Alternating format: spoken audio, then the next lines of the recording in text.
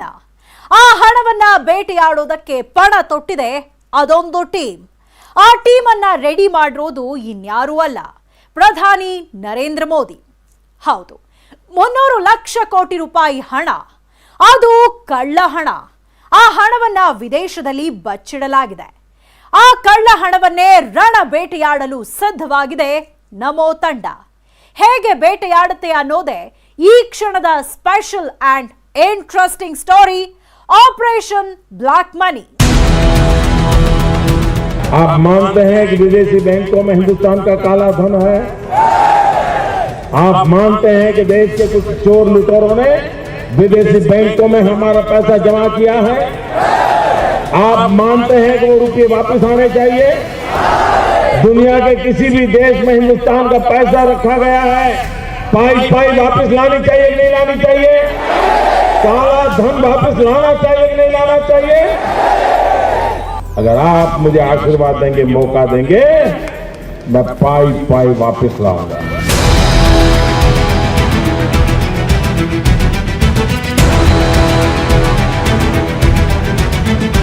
ಅವತ್ತು ಮೋದಿ ಇನ್ನೂ ಪ್ರಧಾನಿಯಾಗಿರಲಿಲ್ಲ. ಆಗಲೇ ದೇಶದಲ್ಲಿರೋ ಭಾರತೀಯರ ಕಪ್ಪು ಹಣವನ್ನ ವಾಪಸ್ ತರೋದಾಗಿ ಹೇಳಿದ್ರು. ಕಾಳಧನಿಕರ ವಿರುದ್ಧ ಗುಡುಗಿದ್ರು. ಇದೀಗ ಅಂತ ಕಾಳಧನಿಕರ ಖಜಾನೆಯನ್ನ ತೆರೆಯಲು ಮೋದಿ ಕುಲ್ಜಾ ಸಿಮ್ ಸಿಮ್ ಕುಲ್ಜಾ ಅನ್ನೋ ಮಂತ್ರ ಜಪಿಸುತ್ತಿದ್ದಾರೆ. ಅದಕ್ಕಾಗಿ ಒಂದು ಹೊಸ ಟೀಮ್ ಅನ್ನೇ ರೆಡಿ ಮಾಡಿದ್ದಾರೆ ಪ್ರಧಾನಿ ನರೇಂದ್ರ ಮೋದಿ.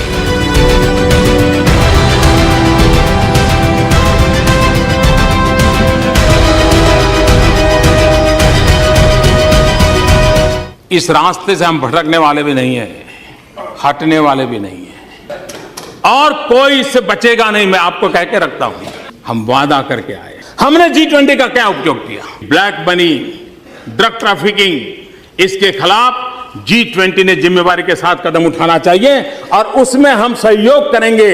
और काले धन को रोकने के लिए हम एक दूसरे के साथ सहयोग करेंगे। हम मिलकर के जिसको दबाव डालना है डालेंगे। इसका निर्णय G20 समिट में करवाया। ಇದು 2015ರಲ್ಲಿ ಲೋಕಸಭೆಯಲ್ಲಿ ಮೋದಿ ಹೇಳಿದ ಮಾತುಗಳು. ಕಾಳಧನಿಕರ ವಿರುದ್ಧ ಸಮರ ಸಾರೋಕೆ G20ಯಲ್ಲೇ ನಿರ್ಧರಿಸಿದ್ದೇವೆ. ಅದರಂತೆ ನಾವು ಈ ಹಾದಿಯಲ್ಲಿ ಸಾಕ್ತಿವಿ. ಇದನ್ನ ಯಾರು ತಪ್ಪಿಸೋಕೆ ಆಗಲ್ಲ, ಇದರಿಂದ ಯಾರು ಕೂಡ ತಪ್ಪಿಸ್ಕೊಳ್ಳೋಕೆ ಆಗಲ್ಲ ಅಂದಿದ್ರು. ಅದರಂತೆ 2016ರಲ್ಲಿ ಮೋದಿ ಸಾರಿದ ಸಮರಕ್ಕೆ ಧಗಧಗಿಸಿಬಿಟ್ಟಿತ್ತು ನೋಡಿ ಕಾಳಧನಿಕರ ಕಪ್ಪು ಕೋಟೆ.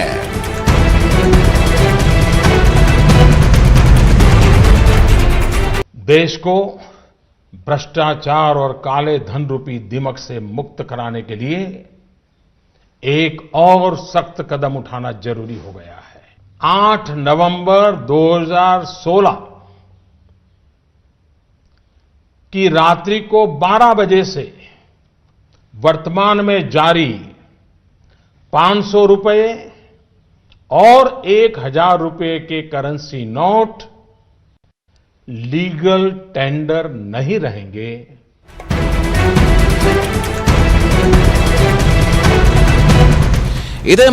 ಇದೇ ಮಾತು ಕಾಳಧನಿಕರ ಭ್ರಷ್ಟಾಚಾರಿಗಳ ಬುಡಕ್ಕೆ ಬೆಂಕಿ ಇಟ್ಟಿತು. 2016ರ ನವೆಂಬರ್ 8ನೇ ತಾರೀಕಿನ ಮಧ್ಯರಾತ್ರಿಯಿಂದಲೇ 500 ರೂಪಾಯಿ 1000 ರೂಪಾಯಿ ನೋಟು ಬ್ಯಾನ್ ಆಗುತ್ತೆ ಅಂತ ಮೋದಿ ಹೇಳಿದ್ದೆ ತಡ ಕಪ್ಪು ಕುಬೇರರಿಗೆ ಹಾರ್ಟ್ ಅಟ್ಯಾಕ್ ಆದಂತೆ ಆಗ್ಬಿಟ್ಟಿತ್ತು. ಆದ್ರೆ ಇದು ದೇಶವಾಸಿಗಳನ್ನ ಇಕ್ಕಟ್ಟಿಗೆ ಸಿಲುಕಿಸಿತ್ತು. ಜನರನ್ನ ರಾತ್ರಿಯೆಲ್ಲ ನಿದ್ದೆಗೆಟ್ಕೊಂಡು ಎಟಿಎಂ ಮುಂದೆ ನಿಲ್ಲುವಂತೆ ಮಾಡಿತು. ಬ್ಯಾಂಕ್ಗಳ ಮುಂದೆ 2 ಕಿಲೋಮೀಟರ್ 5 ಕಿಲೋಮೀಟರ್ ಸಾಲುಗಟ್ಟಿ ನಿಲ್ಲುವಂತೆ ಮಾಡಿತು. ತಮ್ಮ ಹಣಕ್ಕಾಗಿ ತಾವೇ ಇಷ್ಟೊಂದು ಕಷ್ಟಪಡಬೇಕಾ ಅಂತ ಜನ ಅಂದ್ಕೊಂಡಿದ್ದು ಉಂಟು. ಊಟಕ್ಕೆ ಸಾಕಷ್ಟು ಜನ ಪರದಾಡಿದ್ದು ಉಂಟು. ಆದ್ರೆ ಮೋದಿಯ ಈ ನಿರ್ಧಾರ ಕಾಳಧನಿಕರ ಖಜಾನೆಯನ್ನ ಸುಡುತ್ತಿದೆ ಅಂತ ಹೇಳಿ ಮೋದಿಗೆ ಸಾಥ್ ನೀಡಿದ್ರು. ಹೇಳಬೇಕು ಅಂದ್ರೆ ಲಕ್ಷ ಲಕ್ಷ ಕೋಟಿ ರೂಪಾಯಿ ಬ್ಲಾಕ್ ಮನಿ ದೇಗುಲಗಳ ಹುಂಡಿ ಸೇರ್ತು. ಕಾರ್ಗಳಲ್ಲಿ ಸಿಕ್ಕ ಬ್ಲಾಕ್ ಮನಿ ಸೀಸ್ ಆಯ್ತು. ಹಲವರು ಮೂಟೆ ಮೂಟೆ ಹಣನ ಸುಟ್ಟು ಹಾಕಿದ್ದು ವರದಿಯಾಯಿತು. ಆದರೆ ಮೋದಿ ತೆಗೆದುಕೊಂಡ ನೋಟ್ ಬ್ಯಾನ್ ಕಠಿಣ ನಿರ್ಧಾರದಿಂದ 69,350 ಕೋಟಿ ರೂಪಾಯಿ ಕಪ್ಪು ಹಣ ರಿಕವರಿ ಆಯಿತು ಅಂತಿದೆ 2018ರ ರಿಪೋರ್ಟ್. ಇಷ್ಟೆಲ್ಲ ಆಕ್ಷನ್ ತೆಗೆದುಕೊಂಡ ಮೋದಿ ಮತ್ತೆ 2016ರ ನಂತರ ಕಾಳಧನಿಕರ ವಿರುದ್ಧ ಗುಡುಗಿದ್ರು. ಯಾಕಂದ್ರೆ ವಿದೇಶದಲ್ಲಿ ಇವತ್ತಿಗೂ ಹಾಗೆ ಇದೆ 300 ಲಕ್ಷ ಕೋಟಿ ಹಣ.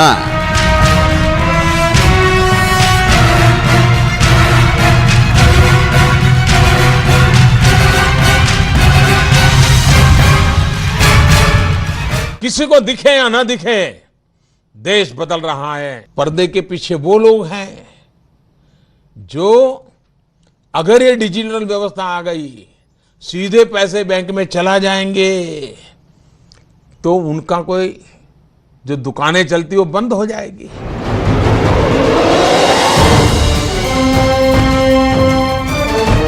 ಹೀಗೆ ಮೋದಿ ಒಂದೊಂದೇ ಬಲೆಯನ್ನ ಕಾಳಧನಿಕರ ಸುತ್ತ ಬೀಸಿದ್ರು. ಡಿಜಿಟಲ್ ವ್ಯವಸ್ಥೆಯಿಂದ ವ್ಯಕ್ತಿ ವ್ಯವಹಾರಗಳು ಸರ್ಕಾರಕ್ಕೆ ತಿಳಿಯೋ ಹಾಗೆ ಮಾಡಿದ್ರು. ಇದರಿಂದ ಬೆಚ್ಚಿದ ಕಾಳಧನಿಕರು ಹೊಸ ರೂಟ್ಗಳನ್ನ ಕಂಡು ಹಿಡಿದುಕೊಂಡ್ರು. PAN card, Aadhaar card, bank ಅಕೌಂಟ್ಗೆ ಲಿಂಕ್ ಮಾಡಿ ಅನ್ನೋ ರೂಲ್ಸ್ ತಂದು ದೇಶದೊಳಗಿನ ಭ್ರಷ್ಟರಿಗೆ ಬಲೆ ಬೀಸಿದ್ರು. ಆದರೆ 2016ರಲ್ಲಿ ನೋಟ್ ಬ್ಯಾನ್ ಆದ್ಮೇಲೂ ಇಲ್ಲಿಗೆ ಕಾಳಧನಿಕರ ವಿರುದ್ಧದ ಸಮರ ನಿಲ್ಲಿಲ್ಲ ಅಂತ ಹೇಳಿದ್ದ ಮೋದಿ ಅವತ್ತೇ ಕಾಳಧನಿಕರಿಗೆ ವಿದೇಶದಲ್ಲಿರೋ ಹಣವನ್ನ ವಾಪಸ್ ತಂದುಬಿಡಿ ಅಂತ ಹೇಳಿ ವಾರ್ನಿಂಗ್ ಮಾಡಿದ್ರು. ಇಲ್ಲದಿದ್ರೆ ಕಾಳಧನಿಕರ ಬೇಟೆಗೆ 1 ಲಕ್ಷ ಜನರನ್ನ ಬೇಕಾದ್ರೂ ನೇಮಿಸೋಕೆ ರೆಡಿ ಅಂದಿದ್ರು. ಆದ್ರೀಗ ಆ ಮಾತನ್ನ ನಿಜ ಮಾಡ್ತಿದ್ದಾರೆ ಮೋದಿ. ಕಾಳಧನಿಕರ ಕಳ್ಳಾಟಕ್ಕೆ ಬ್ರೇಕ್ ಹಾಕಲು ಅದೊಂದು ವಿಶೇಷ ತಂಡವನ್ನ ಸಿದ್ಧಪಡಿಸಿದ್ದಾರೆ ಮೋದಿ. ಹಾಗಾದ್ರೆ ಆ ಟೀಮ್ ಹೇಗೆ ಭ್ರಷ್ಟಾಚಾರವನ್ನ ಬೇಟೆಯಾಡುತ್ತೆ ಅಂದ್ರೆ ಅದನ್ನೇ ತೋರಿಸ್ತೀವಿ ನೋಡಿ.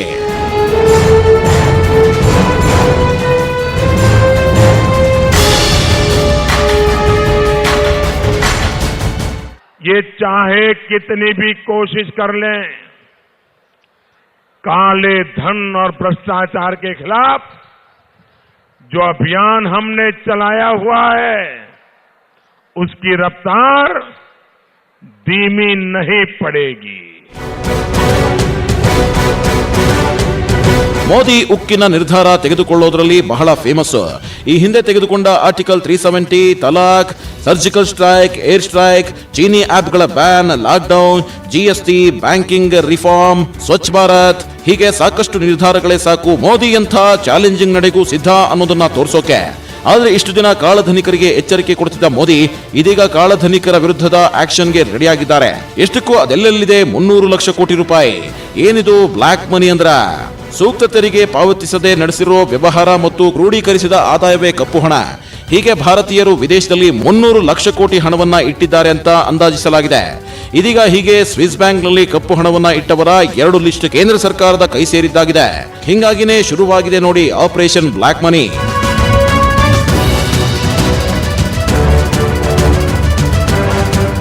ಶೇಕಡ 87% ನಮ್ಮಲ್ಲಿರುವಂತಹ ಹಣ ಏನಿದೆ ಅದು ಕೇವಲ 500 ರೂಪಾಯಿ 1000 ರೂಪಾಯಿ ನೋಟ್ಗಳಲ್ಲಿ ಇತ್ತು ಅಂತ ಅದನ್ನ ಏನ್ ಬ್ಯಾನ್ ಮಾಡಿದ್ರು ಅದು ಸ್ಟಾರ್ಟಿಂಗ್ ಫೇಸ್ ಅಷ್ಟೇನೆ. ಈಗ ಖಂಡಿತವಾಗ್ಲೂ ಫಾರಿನ್ ಅಸೆಟ್ಸ್ಗಳಲ್ಲಿ ಜಾಸ್ತಿನೂ ನಮ್ಮಲ್ಲಿ ಬ್ಲ್ಯಾಕ್ ಮನಿ ಇದೆ. ಸೊ ವಿದೇಶದಲ್ಲಿರುವಂತಹ ಕಪ್ಪು ಹಣ ಏನಿದೆ ಅದರ ಅಂದಾಜು ಹೇಳುತ್ತೆ ಹತ್ತತ್ರ 300 ಲಕ್ಷ ಕೋಟಿ ರೂಪಾಯಿಗಳು ವಿದೇಶದಲ್ಲಿ ಇವತ್ತು ಭಾರತ ದೇಶದಲ್ಲಿರುವಂತಹ ಕಪ್ಪು ಹಣ ಅಲ್ಲಿದೆ ಅಂತ.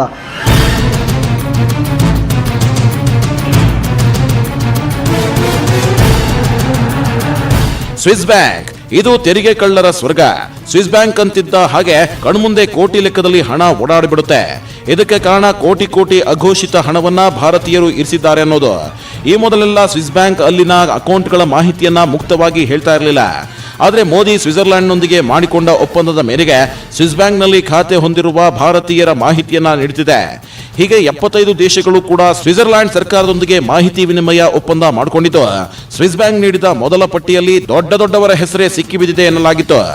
ಇನ್ನು 2020ರಲ್ಲಿ 2ನೇ ಲಿಸ್ಟ್ ಅನ್ನ ಬಿಡುಗಡೆ ಮಾಡಿದ್ದ ಸ್ವಿಸ್ ಬ್ಯಾಂಕ್ 31 ಲಕ್ಷ ಜನರ ಮಾಹಿತಿ ನೀಡಿತ್ತು. ಇದೀಗ ಈ 2 ಲಿಸ್ಟ್ ಸಿಕ್ಕ ನಂತರವೇ ಕೇಂದ್ರ ಸರ್ಕಾರ ತೆರಿಗೆ ವಂಚನೆ ಪತ್ತೆಗೆ ಒಂದು ವಿಶೇಷ ತಂಡ ರಚಿಸಿದೆ.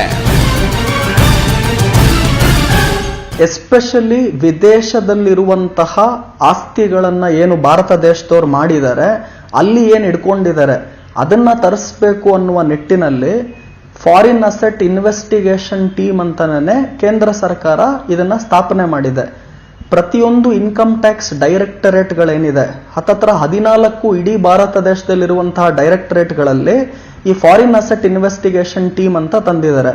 ಇವ್ರ ಕೆಲಸ ಏನು ಅಂದ್ರೆ ಬರೀ ವಿದೇಶದಲ್ಲಿರುವಂತಹ ಆಸ್ತಿಗಳೇನಿದೆ ಅದು ಸ್ವಿಸ್ ಬ್ಯಾಂಕ್ ಅಲ್ಲಿರೋ ದುಡ್ಡಾಗಿರ್ಬೋದು ಅಥವಾ ಬೇರೆ ಯಾವ್ದಾನ Bank of America, bank of ಇಂಗ್ಲೆಂಡ್ಗಳಲ್ಲಿ ಮಾಡಿರುವಂತಹ ಹಣ ಆಗಿರ್ಬೋದು ಅಥವಾ ಅದೇ ರೀತಿ ನೀವು ನೋಡಿದ್ರೆ ರಿಯಲ್ ಎಸ್ಟೇಟ್ ಫಾರಿನ್ ಅಸೆಟ್ಗಳು ಅಂದ್ರೆ ಹೊರದೇಶದಲ್ಲಿರುವಂತಹ ರಿಯಲ್ ಎಸ್ಟೇಟ್ ಆಸ್ತಿಗಳಿರ್ಬೋದು. ಈ ತರ ಏನೇನು ಆಸ್ತಿಗಳಿದೆ ಅದೆಲ್ಲವನ್ನು ಕೂಡ ಕಂಟ್ರೋಲ್ ತಗೊಳೋದಕ್ಕೆ ಸಪರೇಟ್ ಆಗಿ ಇವಾಗ ಒಂದು ವಿಂಗ್ ಅನ್ನೇ ಮಾಡಿದ್ದಾರೆ.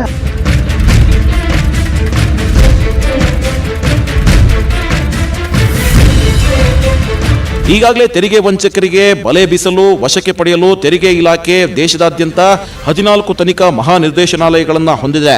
ಅದರಡಿ ಕೇಂದ್ರ ಸರ್ಕಾರ ವಿದೇಶಿ ಆಸ್ತಿ ತನಿಖಾ ವಿಭಾಗವೊಂದನ್ನು ಸ್ಥಾಪನೆ ಮಾಡಿದೆ. ಈಗಾಗಲೇ ಇದಕ್ಕೆ ನಿರ್ಮಲಾ ಸೀತಾರಾಮನ್ ಒಪ್ಪಿಗೆ ಕೂಡ ಸಿಕ್ಕಿದೆ. ಈಗಾಗಲೇ ಭಾರತ ಹಲವು ದೇಶಗಳೊಂದಿಗೆ ಕಪ್ಪು ಹಣ ನಿಗ್ರಹಕ್ಕಾಗಿ ಒಪ್ಪಂದಗಳನ್ನು ಮಾಡಿಕೊಂಡಿದೆ. ಹೀಗಾಗಿ ಹೆಚ್ಚೆಚ್ಚು ಅಂಕಿಅಂಶಗಳು ದೊರೆಯುತ್ತಿದೆ. ಅಂತಾರಾಷ್ಟ್ರೀಯ ಹಾಗೂ ದೇಶೀಯ ಮಟ್ಟದ ಮಾಹಿತಿಯನ್ನ ಇಟ್ಕೊಂಡು ಅಕ್ರಮ ಆಸ್ತಿ ಪತ್ತೆ ಹಚ್ಚಲು ಕೇಂದ್ರ ಸರ್ಕಾರ ಟೀಮ್ ರೆಡಿ ಮಾಡಿದೆ. ಸಿಕ್ಕಿರೋ ಮಾಹಿತಿ ಪ್ರಕಾರ ಸ್ವಿಸ್ ಬ್ಯಾಂಕ್ನಲ್ಲಿ ಹಣ ಎಷ್ಟಿದೆ ಗೊತ್ತಾ?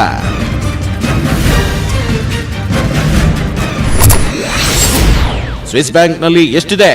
2006ರಲ್ಲಿ 23,000 ಕೋಟಿ ಜಮೆ ಇತಿಹಾಸ ದಾಖಲೆ. 2016ರಲ್ಲಿ 4,500 ಕೋಟಿ ಜಮೆ ಇತಿಹಾಸದಲ್ಲೇ ಇಳಿಕೆ. 2017ರಲ್ಲಿ 50% ಏರಿಕೆ 7,000 ಕೋಟಿ ರೂಪಾಯಿ.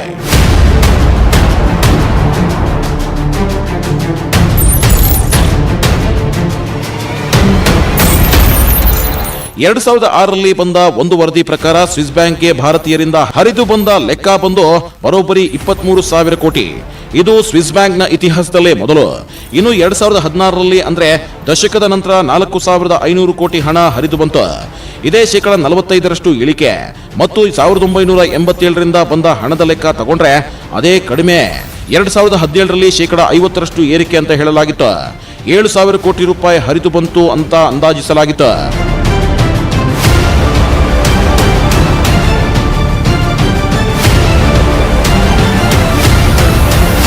ಹೀಗೆ ಸ್ವಿಸ್ ಬ್ಯಾಂಕ್ನಲ್ಲಿ ಭಾರತೀಯರು ಇಟ್ಟಿರೋ ಹಣದ ಲೆಕ್ಕ 100 ಲಕ್ಷ ಕೋಟಿಗೂ ಮೀರಿದೆ ಅಂತ ಅಂದಾಜಿಸಲಾಗಿದೆ.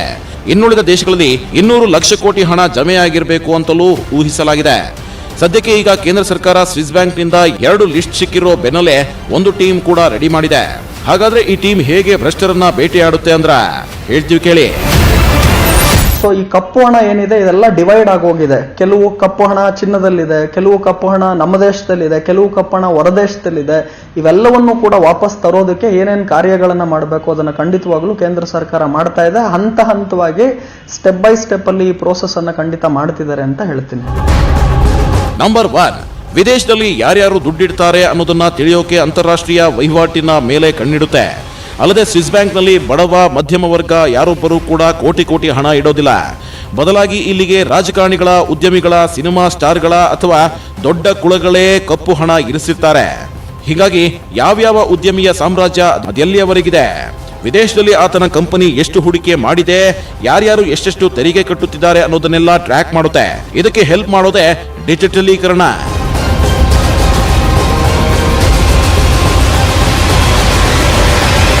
ಯಾವ ರೀತಿ ಬ್ಲ್ಯಾಕ್ ಮನಿ 60-70 ವರ್ಷದಲ್ಲಿ ಸರ್ಕ್ಯುಲೇಷನ್ ಈಸಿಯಾಗಿತ್ತು ಅದನ್ನ ಕಡಿಮೆ ಮಾಡ್ತಿದ್ದಾರೆ.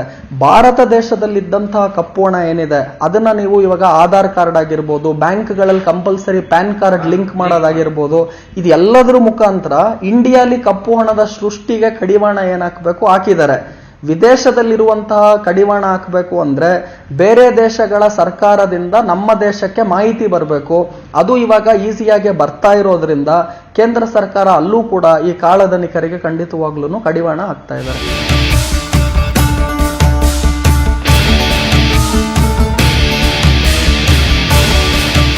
ಎಸ್, ಕಪ್ಪು ಕುಬೇರರನ್ನ ಕಟ್ಟಿ ಹಾಕಬೇಕು ಅಂತ ಮೋದಿ ಅಧಿಕಾರಕ್ಕೇರಿದಾಗ್ಲಿಂದಲೂ ಶ್ರಮಿಸ್ತಾ ಇದ್ದಾರೆ.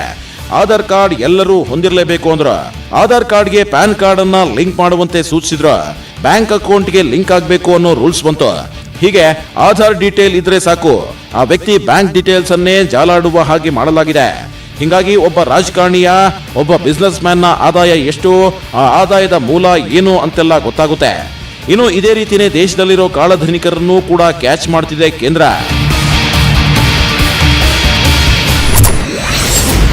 ಇನ್ಕಮ್ ಟ್ಯಾಕ್ಸ್ ಕಟ್ಟುತ್ತಿದ್ದಾರೆ 1.5 ಕೋಟಿ ಜನ. ಎಸ್, ಭಾರತದ ಜನಸಂಖ್ಯೆ ನೋಡಿದ್ರೆ 130 ಕೋಟಿಗೂ ಹೆಚ್ಚು. ಆದ್ರೆ ಇಲ್ಲಿ ತೆರಿಗೆ ಕಟ್ಟೋರು ಮಾತ್ರ 1.5 ಕೋಟಿ ಜನ.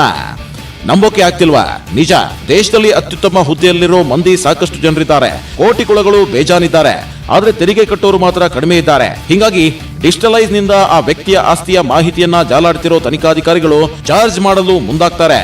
ಹೀಗೆ ಕೇಂದ್ರ ರೆಡಿ ಮಾಡಿರೋ ಹೊಸ ಟೀಮ್ ಕೂಡ ವಿದೇಶದಲ್ಲಿ ಯಾರ್ಯಾರು ಭ್ರಷ್ಟರಿದ್ದಾರೋ, ಯಾರ್ಯಾರು ಕಪ್ಪು ಕುಬೇರರು ಇದ್ದಾರೋ ಅವರ ಬುಡವನ್ನ ಜಾಲಾಡಿ ಅವರ ಮೇಲೆ ಆಕ್ಷನ್ ಇಳಿಯಲಿದೆ.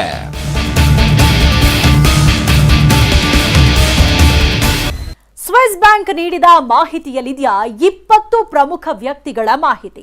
ದೇಶದೊಳಗೂ ಹೊರಗೂ ಭ್ರಷ್ಟರನ್ನ ಅದುರಿ ಅಲುಗಾಡಿಸ್ತಾ ಇದೆಯಾ ಮೋದಿ ಟೀಮ್. ಆದ್ರೂ ಬ್ಲಾಕ್ ಮನಿಯನ್ನ ವೈಟ್ ಮಾಡೋದಕ್ಕೆ ಬೇರೆಯದ್ದೇ ದಾರಿ ಹಿಡಿದಿದ್ದಾರಾ ಆ ಕಪ್ಪು ಕಳ್ಳರು? ಈ ಸ್ಟೋರಿ ನೋಡಿ ನಿಮಗೆ ಗೊತ್ತಾಗುತ್ತೆ.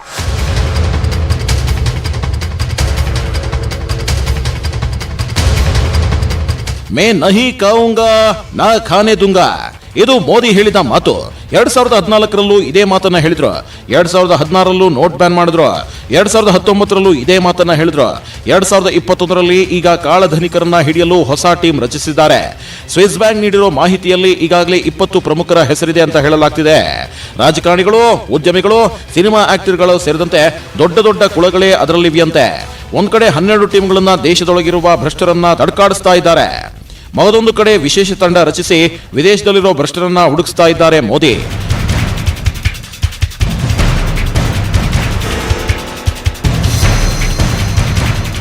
ಎಸ್, ಲಂಚ ತಿನ್ನೋದಿಲ್ಲ, ತಿನ್ನೋರನ್ನು ಬಿಡಲ್ಲ, ಕಾಳಧನವನ್ನ ಭಾರತಕ್ಕೆ ತರದೇ ಇರಲ್ಲ. ಇಂಥ ಮಾತುಗಳನ್ನ ಆಡಿದ್ದ ಮೋದಿ ಈಗ ಆಡಿದ್ದನ್ನ ಮಾಡಿ ತೋರಿಸ್ತಾರ ಅನ್ನೋ ಪ್ರಶ್ನೆ ಹುಟ್ಟಿಸಿದ್ದಾರೆ. ಭ್ರಷ್ಟರ ವಿರುದ್ಧ ಸೆಕೆಂಡ್ ರೌಂಡ್ ನ ಸರ್ಜಿಕಲ್ ಸ್ಟ್ರೈಕ್ಗೆ ರೆಡಿಯಾಗಿರೋ ಮೋದಿ ಹೊರದೇಶದಲ್ಲಿದ್ರೂ ಬಿಡಲ್ಲ ಅನ್ನೋ ಮಾತನ್ನ ಒತ್ತಿ ಒತ್ತಿ ಹೇಳ್ತಿದ್ದಾರೆ. ಯಾಕಂದ್ರೆ ಒಂದಷ್ಟು ಮಂದಿ ಮೋದಿ ನೋಟ್ ಬ್ಯಾನ್ ಮಾಡಿದ ನಂತರದಲ್ಲಿ ಸ್ವಿಸ್ ಬ್ಯಾಂಕ್ ನಲ್ಲಿದ್ದ ಅಕೌಂಟ್ ಅನ್ನ ಕ್ಲೋಸ್ ಮಾಡಿದ್ದಾರೆ ಮತ್ತು ಸ್ವಿಸ್ ಬ್ಯಾಂಕ್ಗೆ ಭಾರತೀಯರಿಂದ ಹರಿದು ಬರ್ತಿದ್ದ ಹಣವೂ ಕಡಿಮೆ ಆಗಿದೆ.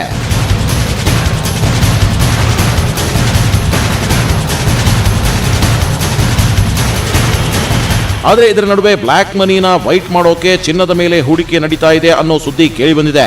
ಆದರೆ ಒಂದಂತೂ ನಿಜ, ಈ ಕಪ್ಪು ಕುಬೇರರು ಚಾಪೆ ಕೆಳಗೆ ನುಗ್ಗಿದ್ರೆ ಕೇಂದ್ರ ಸರ್ಕಾರ ಹಾಗೂ ವಿಶೇಷ ತಂಡ ರಂಗೋಲಿ ಕೆಳಗೆ ನುಸುಳುತ್ತಿದೆ. ಒಟ್ಟಾರೆ ಬ್ಯಾಂಕಿಂಗ್ ವ್ಯವಹಾರದಿಂದ ಹಿಡಿದು ಆತನ ಆದಾಯದಿಂದ ಹಿಡಿದು ಆತನ ಖರ್ಚು ವೆಚ್ಚದಿಂದ ಹಿಡಿದು ಪ್ರತಿಯೊಂದನ್ನು ಡಿಜಿಟಲೈಸ್ ಮೂಲಕ ಡೀಟೇಲ್ ಆಗಿ ಮಾಹಿತಿ ಕಲೆ ಹಾಕಲಾಗುತ್ತೆ.